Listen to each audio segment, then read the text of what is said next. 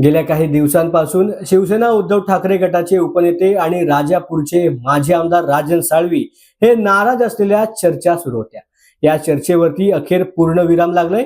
आज राजन साळवी यांनी शिवसेना ठाकरे गटाच्या उपनेते पदाचा आणि पक्षाचा राजीनामा सुपूर्द केलाय आणि ते उद्या एकनाथ शिंदे यांच्या उपस्थितीमध्ये ठाण्यामध्ये शिवसेना शिंदे गटामध्ये प्रवेश करणार असल्याचं सूत्रांच्या माध्यमातून बोललं जातंय।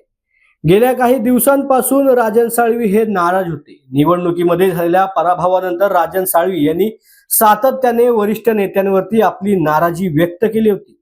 त्यामुळे राजन साळवी हे नाराज असून ते पक्ष बदलणार, पक्ष सोडणार, ठाकरे गटाला सोडचिठ्ठी देणार अशा विविध प्रकारच्या चर्चा राजकीय वर्तुळामध्ये रंगल्या होत्या। मात्र ठाकरे गट सोडून ते भाजपमध्ये पक्षप्रवेश करतील अशी चर्चा देखील कोकणामध्ये रंगू लागली होती। मात्र आज जी सूत्रांची माहिती आली त्या माहितीनुसार राजन साळवी हे आता थेट शिवसेना शिंदे गटामध्ये प्रवेश करून हाती धनुष्यबाण घेणार असल्याचं बोललं जातंय। उद्या दुपारी 3 वाजता एकनाथ शिंदे यांच्या उपस्थितीमध्ये ठाण्यामधील आनंद आश्रम या ठिकाणी ते शिवसेनेमध्ये पक्ष प्रवेश करणार आहेत आणि ह्याच बाबतीत कोकणामधील ऑपरेशन टायगरला यशस्वीपणे सुरुवात झाल्याचं देखील बोललं जातंय। आणि ह्या पक्षप्रवेशावरती एकनाथ शिंदे यांनी देखील आपली प्रतिक्रिया व्यक्त केली। पाहुयात एकनाथ शिंदे नेमके काय बोलतायत। जे लोक येतील त्यांचं स्वागतच आहे, कारण गेल्या 2.5 वर्षामध्ये बाळासाहेबांच्या, आनंदगे साहेबांच्या विचारांच्या शिवसेनेमध्ये आमदार, खासदार, नगरसेवक, जिल्हा परिषद अनेक नेते शिवसेनेमध्ये दाखल झाले, शिवसेनेमध्ये सामील झाले।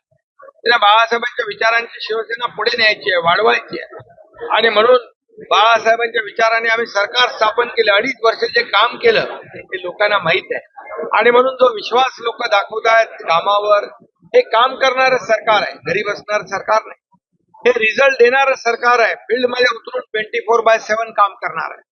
आणि म्हणून माझ्या मुख्यमंत्री काळामध्ये एवढे निर्णय आम्ही घेतले, एवढे प्रकल्प केले, लोकाभिमुख कल्याणकारी योजना, म्हणजे लाडकी बहीण, लाडका भाऊ, लाडका शेतकरी, लाडका ज्येष्ठ, असे अनेक निर्णय आम्ही घेतले आणि त्यामुळे विकासाचा अजेंडा घेऊन जाणारा आमचा सरकार आणि शिवसेना आहे आणि म्हणून अनेक लोक शिवसेनेमध्ये येतात, त्यांचं मी स्वागत